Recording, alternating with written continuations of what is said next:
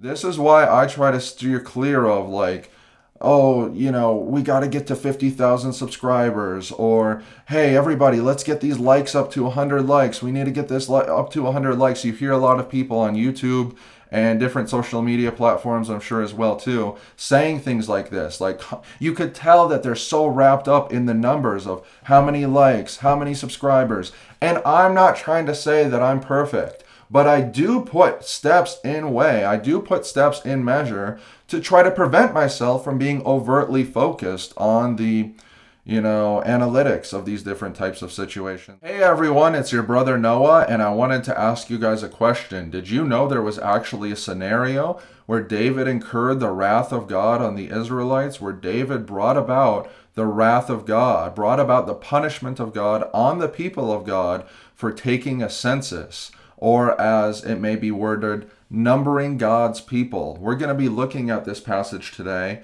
but I'm sure many of you can get already where I'm going with regards to this video by the thumbnail and the title that was created concerning this video, that many people are doing the same thing nowadays. They might not be creating a literal census, but in the same principle, wrong thing that David was doing, so are many ministers. So are many ministries and just the people of God in general, numbering God's people, being obsessive about analytics, being obsessive about how many people liked this, followed this, subscribed to this, said a prayer of salvation even here or there. It is very easy in ministry to get caught up in the analytics, especially in the day and age that we live in, where you have so many analytics at the touch of a finger with regards to different social media or with regards to different things that people fill out. It's so easy to fall into the same trap of numbering God's people like David, or even more easy,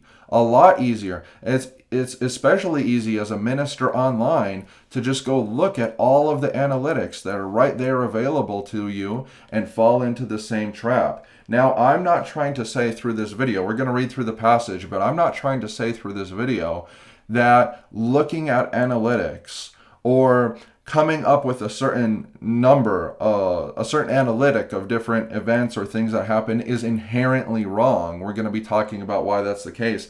And I'm not trying to say that I'm perfect either, but this is a topic that is seldomly talked about, and I wanted to raise awareness with regards to it, because I think most people don't even take this passage into consideration with regards to David numbering God's people. And I just see so many people like, this is how many people got delivered, this is how many people got saved last night, and putting a literal number on different ministry endeavors. And I'm not trying to be a hyper literalist and say that if you number things whatsoever in any way, shape, or form, you're inherently in sin, but there definitely can be a heart motive behind it that is not of God. There definitely can become an obsessive tendency with regards to numbering God's people, or the analytics of how many people apparently got saved or delivered, or that follow your social media page. Or maybe you're not like a public minister or a full-time minister, but maybe you are swayed by what ministries you follow because of straight up how many people, the bandwagon fallacy, how many people, how many subscribers, oh, how many subscribers does this ministry have? Especially on social media, I know we are all tempted to do this, so I wanted to create this video to bring some conviction by God's grace, that God would convict you through this video rather, so that you would not be obsessive concerning numbering God's people. So 1 Chronicles chapter 21 is where this instance is found. It starts in verse 1, and it says, "And Satan stood up against Israel and provoked David to number Israel." So Satan inspired David to number Israel, number the people of God, to take a census here. And it says, "And David said to Joab and to the rulers of the people, Go number Israel from Beersheba even to Dan, and number the people of them to me, that I may know it. And Joab answered, The Lord make his people 100 times so many more as they be. But my lord the king, are they not all my lord's servants? Why then doth my Lord require this thing? Why will he be a cause of trespass to Israel? Nevertheless, the king's word prevailed against Joab. Wherefore Joab departed and went all throughout Israel, and came to Jerusalem. And Joab gave the sum of the number of people unto David, and all they of Israel were 1,000 and 100,000 of men that drew the sword. So that's a very important point to take, that David was specifically taking a census with regards to the amount of people in the military that wielded a weapon, right? So that's potentially telling as to David's heart motive. Was he comparing the strength of the army of God to the other neighboring tribes, civilizations, right? That's an important thing to take into consideration, because the text does not directly, word for word, describe why it was wrong for David to take a census here. But nevertheless, I think this part of the passage can be telling as to David's heart motive as to why. And it goes on to say, Judah was 460,000 men that drew the sword, but Levi and Benjamin counted he not among them, for the king's word was an abomination to Joab. And God was displeased with this thing, therefore he smote Israel. And David said unto God, I have sinned greatly, because I have done this thing. But now I beseech thee, do away the iniquity of thy servant, for I have done very foolishly. And the Lord spake unto Gad, David's seer, saying, Go and tell David, saying, Thus saith the Lord, I offer thee 3 things, choose one of them, that I may do it unto thee. And you guys, for those of you who know the rest of the passage, I'm not going to read through the whole story, but there was 3 different choices at which David could pick with regards to the punishments for his sin. And ultimately, he didn't pick any of them. And there was a lot of people that died, 70,000 people that died. There was a plague that actually came, interestingly enough, with correlation to the next passage that we're going to read in the book of Exodus, chapter 30. But I just wanted to point this out, that it says God was displeased with the census that David took. And David himself even admitted that he sinned in this situation. He was numbering God's people, as it says in the beginning of the passage, that Satan provoked David to number Israel. Are we not doing the same thing many times with regards to how many people came to this event? How many people came to that event? How many people said a prayer of salvation? How many subscribers do I have on my YouTube channel? How many followers do I have on my TikTok, on my Facebook, my Instagram, so on and so forth? And just with the notifications that pop up as well too, you can be so deeply entrenched in all the posts you make and all the different ministry endeavors, becoming so focused on the analytical side of it that you could become like David in this situation. Now, one verse that I wanted to bring up before we go to Exodus 30 now is Acts chapter 4, verse 4. When they were preaching in the book of Acts, it says, Howbeit many of them which heard the word believed, and the number of men was about 5,000.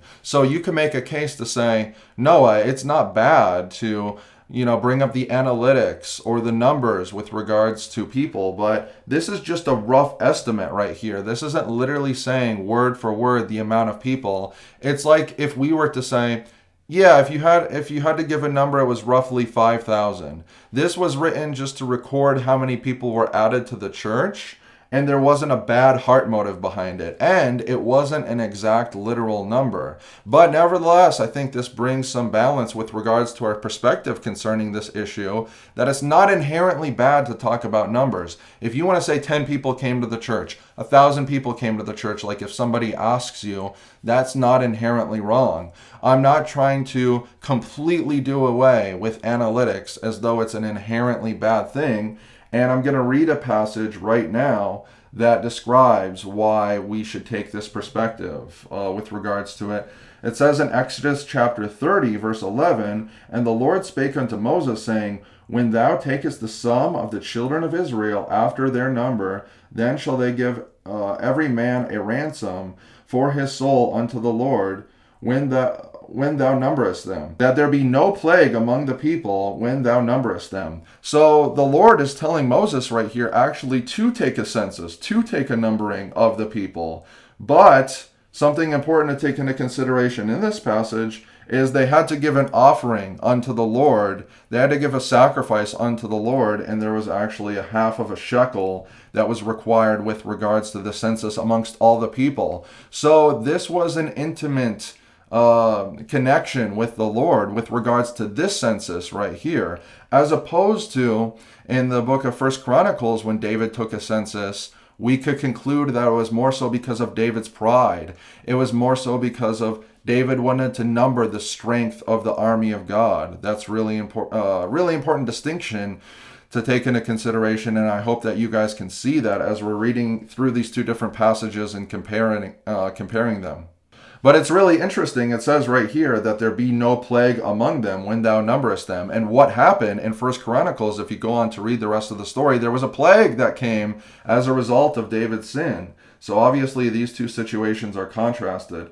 But it goes on to say, this, here in Exodus 30, verse 13, this they shall give every one that passeth among them that are numbered, half a shekel after the shekel of the sanctuary. Shekel is about 20 gerhas. I hope I'm saying that correctly. But anyways, it goes on to say, and half a shekel shall be the offering of the Lord. Then jumping down to verse 15, it says, the rich shall not give more, and the poor shall not give less than half a shekel, when they give an offering unto the Lord to make atonement for their souls. So there's a with regards to this census and the tax associated with it of half a shekel, there was an intimate connection with God once again. It says right here to make an atonement for your souls. So you are recognizing thus when the census is taken that you belong to the Lord ultimately. And I think in David's situation, there was more of a sense of like, these are my people, as opposed to these people belong unto the Lord.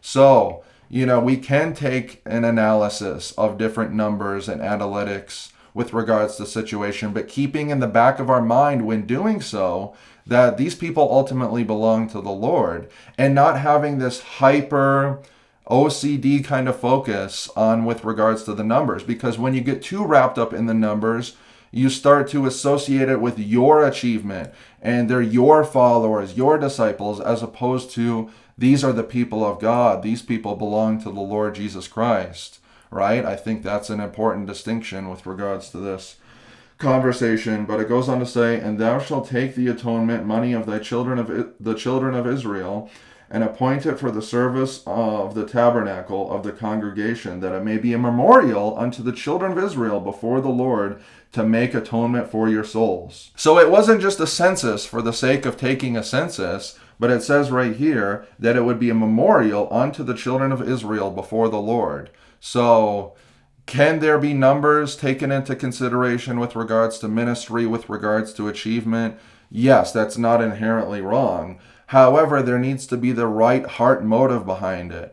And when you get all caught up in constantly rehearsing numbers, you know that it's more so shifting towards a selfish motive as opposed to, something that is genuine, a good realization before the Lord. This is why I try to steer clear of like, we got to get to 50,000 subscribers, or, hey, everybody, let's get these likes up to 100 likes. We need to get this up to 100 likes. You hear a lot of people on YouTube and different social media platforms, I'm sure as well too, saying things like this. Like, you could tell that they're so wrapped up in the numbers of how many likes, how many subscribers. And I'm not trying to say that I'm perfect, but I do put steps in measure to try to prevent myself from being overtly focused on the analytics of these different types of situations. And I think that all ministers and people who follow ministries should do so as well too. Now, once again, I'm not trying to hold people to a standard of perfection.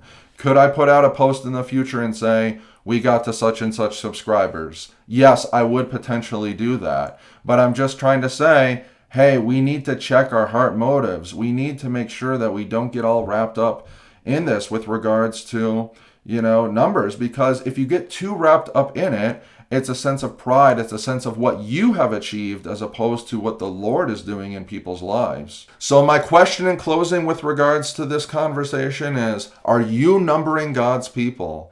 Do you have an inordinate affection? Have you come to a place of an unhealthy obsession with regards to your achievements? And this might not be with regards to just merely like social media ministry that goes on social media, but many different facets of life. Maybe, different things that you've done at work, in your career, in your job, or different things that you go out and do in the community. Make sure to not get too caught up in the numbers, because this story here in 1 Chronicles chapter 21 is a excellent testimony of how we should not have that heart disposition with regards to analytics.